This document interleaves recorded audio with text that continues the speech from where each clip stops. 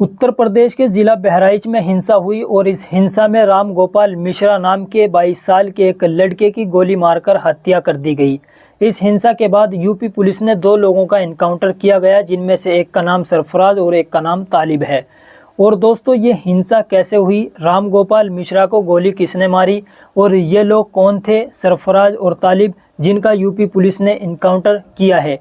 आज की इस वीडियो में यही जानने की कोशिश करेंगे कि आखिर उत्तर प्रदेश के ज़िला बहराइच में ये हिंसा कैसे हुई थी, क्यों हुई थी, राम गोपाल मिश्रा को गोली किसने मारी, ये लोग कौन थे जिनका यूपी पुलिस ने इनकाउंटर किया है। आप लोगों से गुजारिश है इस वीडियो को अभी लाइक कर दें, चैनल पर अगर आप नए हैं तो सब्सक्राइब कर लें। दरअसल ये घटना 13 अक्टूबर की है। 13 अक्टूबर के दिन लगभग शाम के 6 बजे के करीब ज़िला बहराइच के कस्बा महाराजगंज से एक मुस्लिम इलाके से दुर्गा माता विसर्जन की एक यात्रा निकल रही थी। इसी यात्रा में दोस्तों 2 समुदायों में ज़बरदस्त बवाल हो गया और ये बवाल इतना बढ़ गया कि गोलीबारी तक आ गया। आखिर ये बवाल कैसे हुआ वो आप लोग सुन लीजिए। अलग अलग खबरों के मुताबिक अलग अलग थ्योरी बताई जा रही है, सारी मैं आप लोगों को बता देता हूँ। कुछ खबरों के मुताबिक ये बताया जा रहा है कि जो यात्रा निकल रही थी, इस यात्रा में जो डीजे था वो मुसलमानों के इलाके में आकर उसमें आपत्तिजनक गाने बजा रहे थे, जिसका मुसलमानों ने विरोध किया। ये जो सरफराज है, जिसके घर पर, यानी ये जो अब्दुल हमीद का घर था, जिसके घर पर ये राम गोपाल मिश्रा चढ़ा था, वहाँ पर भगवा झंडा लहराया था, इसी अब्दुल हमीद के बेटे सरफराज ने उसका विरोध किया, जो गाने बजाए जा रहे थे, और उनसे डीजे बंद करने को कहा। लेकिन उनकी तरफ से इनकी ये बात नहीं मानी गई और कहा गया कि डीजे तो बजेगा, फुल आवाज़ में बजेगा। कुछ खबरों के मुताबिक ऐसा भी बताया जा रहा है कि पहले तो सरफराज ने उनसे डीजे बंद करने को कहा और गाना चेंज करने को कहा, उन्होंने ऐसा नहीं किया। उसके बाद सरफराज ने जाकर वहाँ पर डीजे की जो वायर थी उसको निकाल दिया, जिसके बाद डीजे बंद हो गया। और इसी बीच यानी पथराव भी शुरू हो गया, यानी डीजे बंद होने के बाद जिस वक्त सरफराज ने डीजे का तार निकाल दिया तो पथराव शुरू हो गया। ये ऐसा कुछ खबरों के मुताबिक बताया जा रहा है। और जैसे ये पथराव हो रहा था, इसी बीच ये जो राम गोपाल मिश्रा था, ये इस सरफराज के घर में घुसा और छत पर चढ़ गया। जो वहाँ पर झंडा लगा हुआ था हरे रंग का, उसको वहाँ से उखाड़ा। जो रेलिंग फ्रंट पर इनके मकान में लगी हुई थी वो भी गिर गई। और इसी बीच राम गोपाल मिश्रा ने वहाँ पर भगवा झंडा लहराया और भगवा झंडा वहाँ पर लगा दिया। इसी बीच कुछ ही मिनटों के बाद राम गोपाल मिश्रा की गोली मारकर हत्या कर दी जाती है। ये कुछ खबरों के मुताबिक बताया जा रही है। कुछ के मुताबिक ऐसा भी बताया जा रहा है कि ये यात्रा निकल रही थी, डीजे पर आपत्तिजनक गाने बजाए जा रहे थे। मुसलमानों की तरफ से इस यात्रा पर पहले पथराव किया गया, जिसके बाद ये बवाल शुरू हुआ, हिंसा जैसा माहौल शुरू हो गया।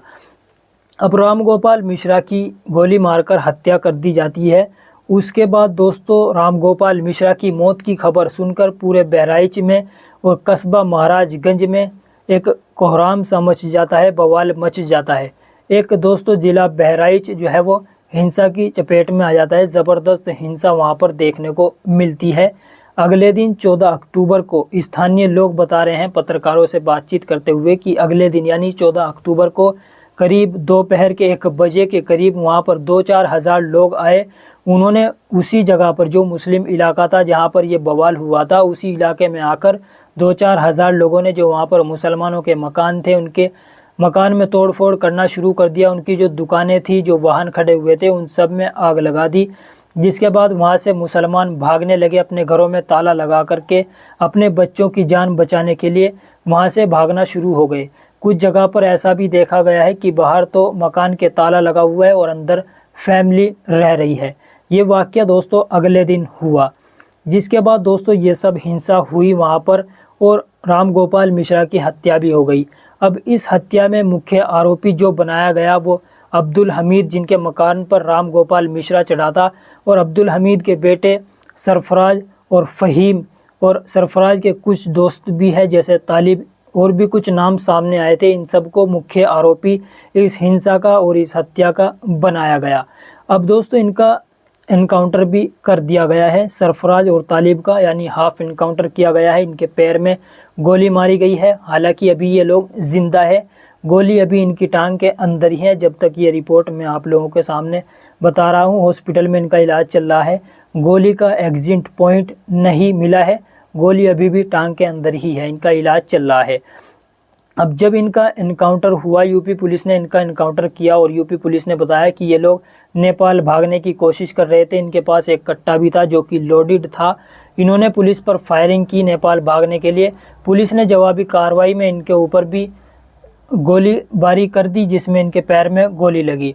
अब इस एनकाउंटर से 4-5 घंटे पहले एक वीडियो सामने आई थी जो कि अब्दुल हमीद की बेटी और सरफराज की बहन की थी, जिसमें वो ये आरोप लगा रही थी कि कल यानी 4 बजे के करीब, यानी एनकाउंटर से एक दिन पहले इन लोगों को गिरफ्तार कर लिया है यूपी एसटीएफ ने, ऐसा उन्होंने बताया। और जो अब्दुल हमीद के वकील हैं वो भी यही बता रहे थे कि इनको गिरफ्तार किया गया है और कोई जानकारी यूपी पुलिस ने इन लोगों को नहीं दी है और ना ही किसी थाने में इसकी जानकारी है कि इनको गिरफ्तार किया गया है। उनकी जो बहन है सरफराज की और अब्दुल हमीद की बेटी, वो ये भी कह रही थी, गुहार लगा रही थी नरेंद्र मोदी से, मुख्यमंत्री से, कि कहीं उनका एनकाउंटर ना कर दिया जाए, उनके साथ कोई अनहोनी ना हो जाए, उनको मार ना दिया जाए। इस तरह से उन्होंने ये वीडियो बनाई और सोशल मीडिया पर वायरल हुई।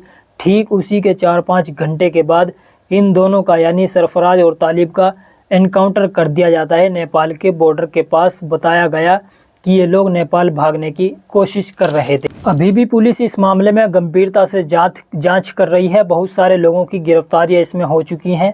अब्दुल हमीद, सरफराज, ये लोग तो, तालिब और फ़हीम, ये लोग तो पहले से ही पुलिस ने इन लोगों को गिरफ़्तार कर लिया है, लेकिन अभी भी गिरफ्तारियां लगातार जारी हैं।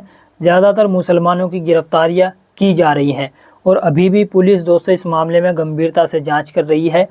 तो ये खबर थी, देखते हैं क्या और इसमें सामने निकल कर के खबर आती है। लेकिन राम गोपाल मिश्रा को लेकर, उनकी मौत को लेकर भी बहुत सारे प्रोपेगेंडे फैलाए गए, उनकी पोस्टमार्टम रिपोर्ट को लेकर, जो कि बहराइच पुलिस ने सामने आकर साफ किया कि ये जो अफवाहें फैलाई जा रही हैं कि उसके नाखून उखाड़े गए, उसको पहले उसके साथ बर्बरता की गई, यानी उसको तड़पा कर मारा गया है, उसको करंट भी लगाया गया है, बिजली के झटके भी दिए गए हैं, इस तरह की अफवाहें मीडिया की तरफ से फैलाई गई। लेकिन ये सभी झूठ साबित हुई। बहराइच पुलिस ने आकर ये बयान दिया और ये भी कहा कि अगर बहराइच वाले मामले को लेकर कोई भी किसी भी तरह का प्रोपेगेंडा फैलाता है, कोई भी अफवाह फैलाता है, उसके खिलाफ कड़ी कानूनी कार्रवाई की जाएगी।